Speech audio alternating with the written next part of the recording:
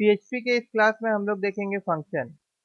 तो दोस्तों फंक्शन क्या होता है कि जब कोई ब्लॉक ऑफ कोड का यूज हम लोग को बार बार करना रहेगा तो हम लोग एक फंक्शन डिफाइन करते हैं।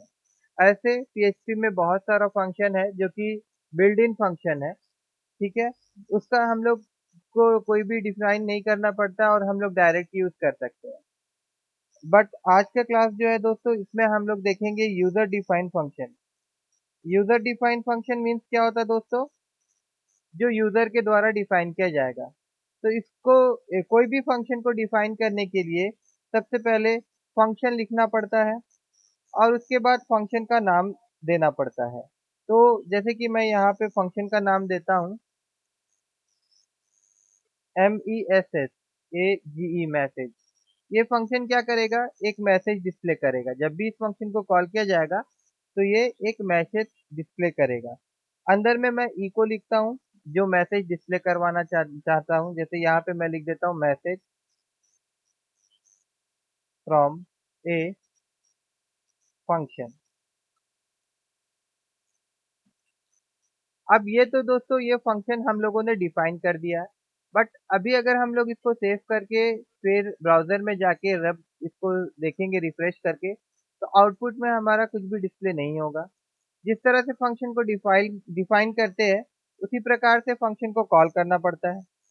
तो फंक्शन को कॉल करने के लिए फंक्शन का जो नाम होता है, जैसे यहाँ पे फंक्शन का नाम मैसेज है, इसको लिखेंगे और फिर ब्रैकेट ओपन क्लोज। तो अब ये फंक्शन कॉल होगा और इस फंक्शन का काम क्या है कि ये मैसेज डिस्प्ले करे। तो अब जब हम जाएंगे यहाँ पे और रिफ्रेश करेंगे तो देखिए यहाँ पे वो मैसेज डिस्प्ले होना चाहिए था, बट यहाँ पे नहीं हो रहा है क्योंकि एक एरर डिस्प्ले हो रहा है, uncaught error call to undefined function message. अब ये क्यों एरर दिखा रहा है, चलिए इसको देखते हैं। Line number 12। तो लाइन नंबर 12 है दोस्तों ये, और यहाँ पे हम लोगों ने मैसेज का जो स्पेलिंग है ये गलत लिखा है जिसके कारण वो एरर डिस्प्ले हो रहा था। अब जाते इसको हम लोग रिफ्रेश करते हैं। देखिए दोस्तों, अब ये जो मैसेज आ रहा है ये कहाँ पे हम लोगों ने लिखा है, ये मैसेज हम लोगों ने इस फंक्शन के अंदर में लिखा था। तो इस प्रकार से दोस्तों हम लोग फंक्शन क्रिएट करते हैं और उसको कॉल करते हैं। अब नेक्स्ट हम लोग फंक्शन में आर्गुमेंट पास कर सकते हैं।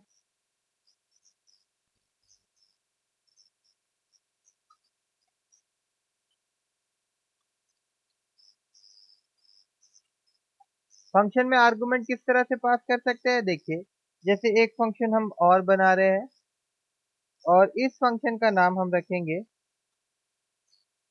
से हेलो, फिर ब्रैकेट ओपन क्लोज, और इसके अंदर में मैं एक वेरिएबल बना रहा हूँ नेम नाम का। अब यहाँ पे इको करवाऊंगा से हेलो टू नेम।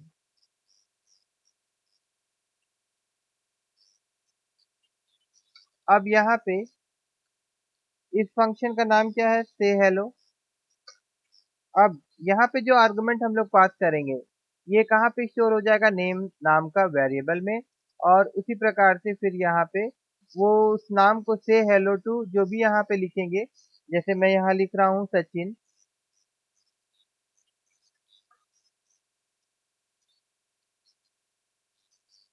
और अब मैं इसको यहाँ ब्राउजर में चलते हैं हम लोग और इसको रिफ्रेश करते हैं। तो देखिए दोस्तों, से हेलो टू सचिन।